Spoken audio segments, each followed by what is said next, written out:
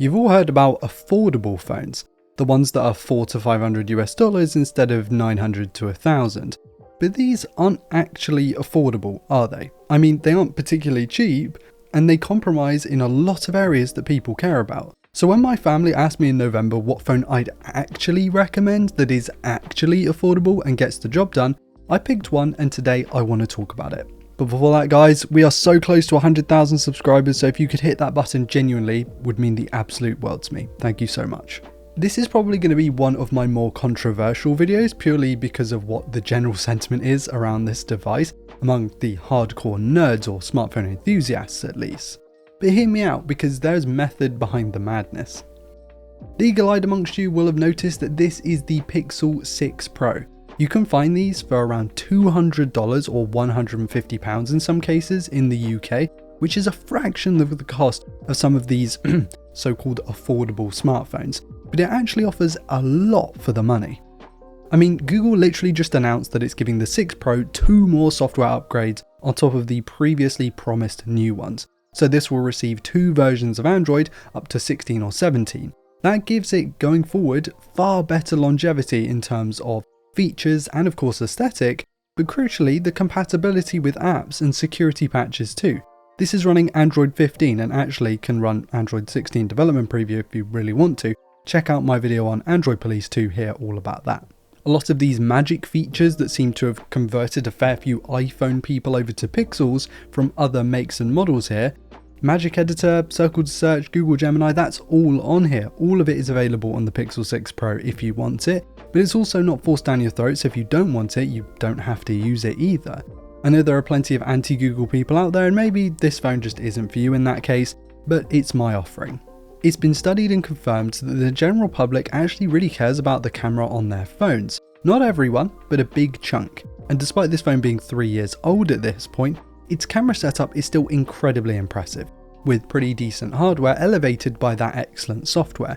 We haven't seen a massive jump in main camera sensor size in Western phones since the 6 Pro, so it nicely hangs with some of even the higher end phones in 2024 and absolutely demolishes the brand new phones in its price class. I mean, the fact that this camera system can be found for under $300, let alone under $200, is a bit of a triumph. It packs in a big main sensor, relatively capable ultra-wide, and of course that 4x optical periscope. So while it might not be insane at long-range shots, it does do a really good job up to say 8 to 10 times. The 6 Pro might not have the higher-end Google features like Add Me and Audio Eraser, but it still has an incredibly capable camera system, and perhaps one of the biggest reasons why this phone is so impressive for its price. But that hardware, that incredible design, is something I keep coming back to. It's clear to me now that the flat sides era is one that I will likely try to avoid, because I just don't really want on my personal phone a big thing with flat sides. It just doesn't work for me. It's not ergonomic in the slightest. If that's your preference, fair play. I'm not going to argue with it.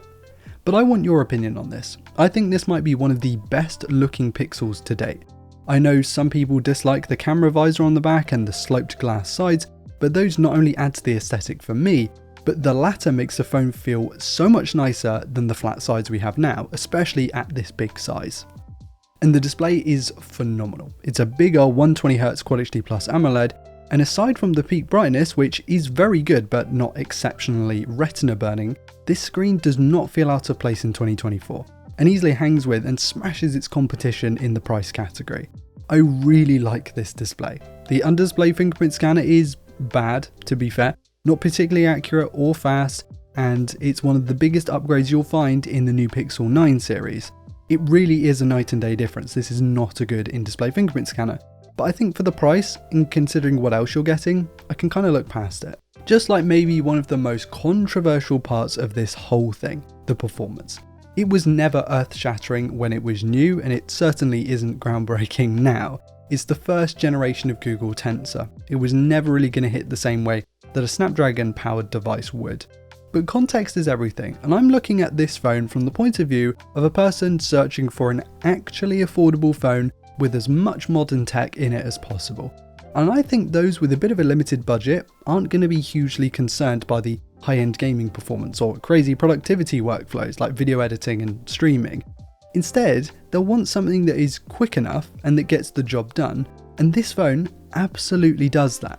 There are phones out there that will beat it on performance even in its price category, fair enough.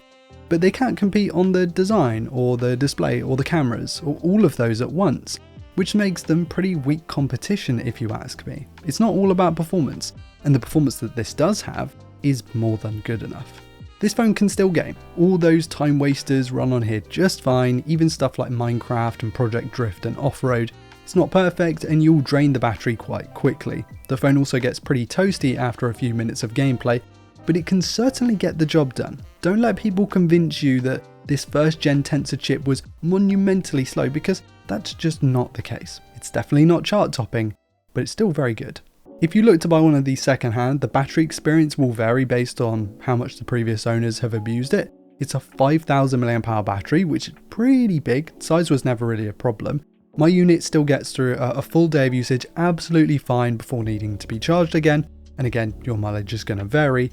But with the 23 watt fast charging, it's not actually that slow compared to what the modern Pixels have, which is just ridiculous. But obviously compared to some Chinese phones, it's just going to look borderline, just uselessly slow. But most people charge their phone overnight, so 23 watts is going to be absolutely fine. You're not going to notice it's slow whatsoever. And it has 23 watt wireless charging if you fancy doing that as well. Again, the battery experience not earth-shattering or even impressive compared to a lot of Chinese phones, but it does the job and it enables those highlight features like the camera, the display, the software. So there's no point being overly harsh on it at this stage when the price is so low on the likes of, eBay, Facebook Marketplace, stuff like that. I think the best thing I can say about the Pixel 6 Pro is that it feels like you're holding a much, much more expensive phone, and that continues when you turn it on and start using it. I don't know if you've ever held a Pixel 8a before, but that phone retails for £500. That plastic back and super chunky set of bezels makes it feel like a toy. And even if under the hood it's a very respectable phone and generally probably better than this feels multiple leagues above that from the outside. And as a big smartphone camera enjoyer, it smashes the 8A in my opinion. I much prefer having the bigger sensor and the 4x optical periscope lens.